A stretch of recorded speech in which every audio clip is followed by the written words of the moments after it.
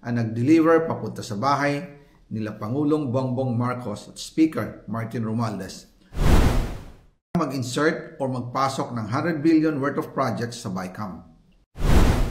Sana po ay hindi nila ako mapatay bago ko mailabas ang lahat. Ginawa ko lang ang utos sa akin, pero ngayon, handa na akong harapin ang lahat. Ginagamit ng administrasyon ang buong resources ng bansa para tumahimik ako. That he will shoot me if I will talk. Gagamitin ako bilang panakipbutas sa kanilang kampanya laban sa korupsyon. Hindi na ako mananahimik, ilalabas ko ang lahat ng katotohanan. May resibo, may ebidensya, at may pangalan. Para sa bawat Pilipino, alam ko na buo ang galit ninyo sa akin ngayon. Nauunawaan ko rin kung bakit, lalo na at malaki ang halagang nakataya. Pero bago kayo humusga, hayaan ninyong ipaliwanag ko ang buong katotohanan. Matagal akong hindi nagsalita dahil may direktang utos sa akin. Huwag nang bumalik ng Pilipinas at manahimik na lamang. Umalis ako noong July 19, 2025 para sa aking medical check-up. Nakaplanong bumalik pagkatapos ng SONA ni Pangulo. Pero habang papauwi na ako, tinawagan ako ni dating Speaker Martin Romualdez at sinabihan, "Stay out of the country. You will be well taken care of as instructed by the President." Noon naniniwala pa ako sa kanila, kaya't hindi ako bumalik.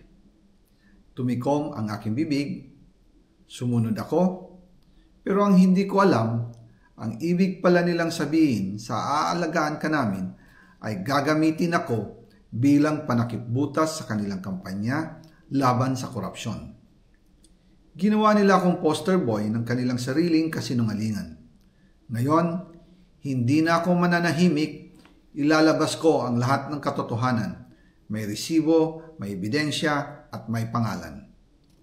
Nagsimula ito nung tumawag si Sekmina Pangandaman sa akin nung nag-umpisa ang BICAM process last year, 2024. Ang sabi niya, katatapos lang ng meeting nila ni Pangulo at may instructions na mag-insert o magpasok ng 100 billion worth of projects sa BICAM.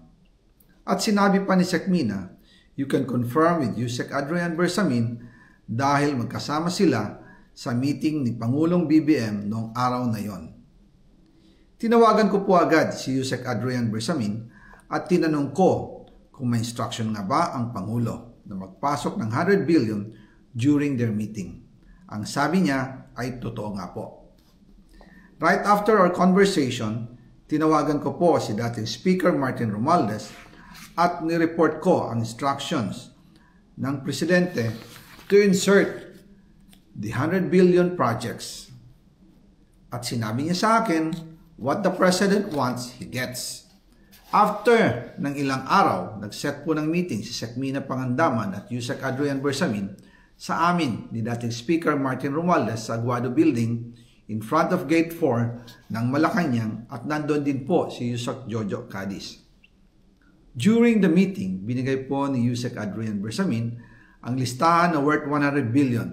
Tinanong ko po si Yusek Adrian kung saan galing ang listahan. Ang sagot niya, galing kay PBBM mismo at binigay niya ito mula sa brown leather bag. Nung sinabi po ni Yusek Adrian Bersamin, yung brown leather bag, naalala ko noong nasa Singapore kami right after the elections of May 2022 sa Hilton Hotel, kami ni dating Speaker Martin and PBBM habang pauwi at pabalik ng Pilipinas, hinabol ng PSG ang brown leather bag at ang sabi ni PBBM, maiwan na lahat, wag lang ang brown leather bag. Kaya naniwala ako na utos talaga ito ng Pangulo. Pagkatapos ng ilang araw, I informed sina dating Speaker Martin Romualdez, Sekmina Pangandaman, Yusek Adrian Bersamin, and Yusek Jojo Cadiz na kung pwede 50 billion lang ang ipasok sa program funds dahil so sobra ang DPWH funds versus sa DepEd. In practice, hindi pwede na mas malaki ang budget ng DPWH kaysa edukasyon. And yung balance na 50 billion, ilagay na lang sa unprogrammed funds for the 2025 budget dahil Office of the President din ang nagre-release ng lahat ng unprogrammed funds. Pagkatapos ng isang araw, tinawagan ako ni Sec Mina at sinabi ang mensahe ng Pangulo. Ipasok ninyo yan dahil pinangako na sa akin ni Speaker Martin yan at hindi na pwedeng baguhin. Kumbaga, ang utos ng hari hindi pwedeng mabali. Again, I informed the Speaker and asked clearance about the instructions ng Pangulo. At ang sabi niya, wala tayong magagawa.